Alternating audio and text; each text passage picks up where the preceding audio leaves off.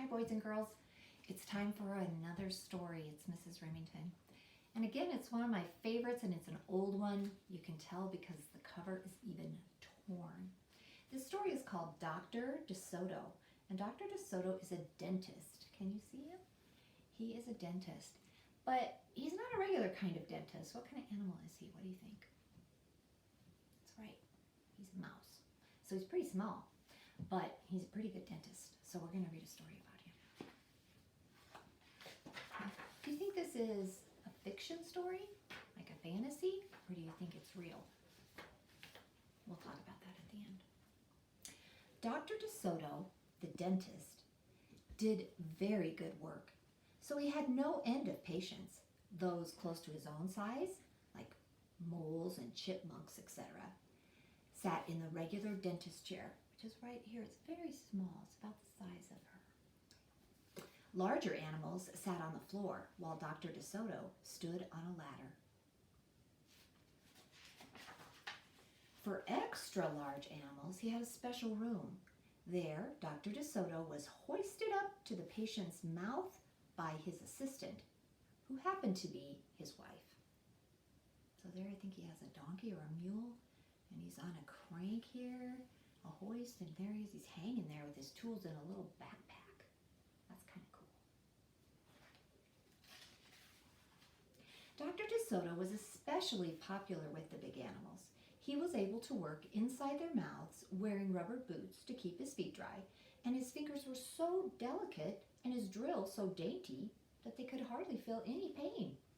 That'd be nice. But being a mouse, he refused to treat animals dangerous to mice, and it said so on his sign. It says, Dr. DeSoto, dentist. Cats and other dangerous animals not accepted for treatment. When the doorbell rang, he and his wife would look out the window, and they wouldn't even admit the most shy-looking cat. I wouldn't either if I was a mouse. One day, when they looked out, they saw a well-dressed fox with a flannel bandage around his jaw. I cannot treat you, sir, Dr. DeSoto shouted. Sir, haven't you read my sign? Look at all the animals, all the people are actually animals, driving cars and everything. That's how we know it's not real. It's a fantasy. Please, the fox wailed. Have mercy. I'm suffering. And he wept so bitterly it was just pitiful to see. Just a moment, said Dr. DeSoto. That poor fox, he whispered to his wife. What shall we do? Let's risk it, said Mrs. DeSoto. She pressed the buzzer, and they let the fox in. He was up the stairs in a flash. Oh, bless your little hearts, he cried, falling to his knees. I beg you, do something. My tooth is killing me. Sit on the floor, please, sir, said Dr. DeSoto, and remove the bandage, please. He's not messing around. Dr. DeSoto climbed up the ladder and bravely entered the fox's mouth. Oh, wow, he gasped. The fox had a rotten bicuspid and unusually bad breath. This tooth is going to have to come out, Dr. DeSoto announced, but we can make you a new one.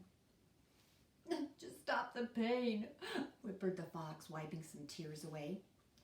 But despite his misery, he realized he had a tasty little morsel in his mouth, and his jaw began to quiver. Keep it open, yelled Dr. DeSoto. Wide open, yelled his wife. So he does want to eat them, it's true.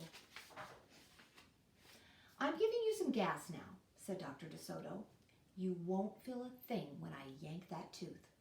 Soon the fox was in dreamland. Yummy, he mumbled.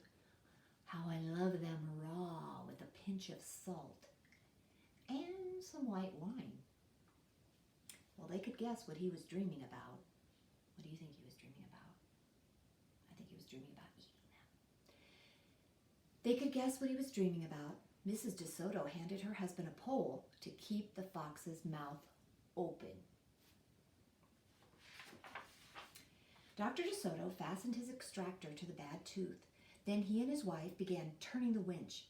Finally, with a sucking sound, the tooth popped out and was swaying in the air. Get it up there. "I'm bleeding," yelled the fox when he came to. Dr. DeSoto ran up the ladder and he stuffed some gauze in the hole. "Well, the worst is over," he said. "I'll have your new tooth ready tomorrow. Be here at 11 sharp." The fox, still woozy, said goodbye and left. But on his way home, he wondered if it would be bad of him to eat the DeSotos when the job was done. After office hours, Mrs. DeSoto molded a tooth of pure gold and polished it. "Raw with salt, indeed," muttered Dr. DeSoto. "How foolish of us to trust a fox." "Oh, he didn't know what he was saying," said Mrs. DeSoto. "Why should he harm us? We're helping him." "Because he's a fox," said Dr. DeSoto, "and they're wicked, wicked creatures." That night, the DeSotos lay awake worrying. "Should we let him in tomorrow?" Mrs. DeSoto wondered.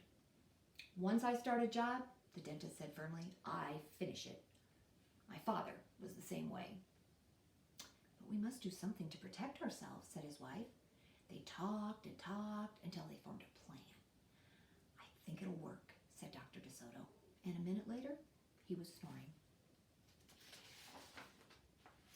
The next morning, promptly at 11, a very cheerful fox turned up.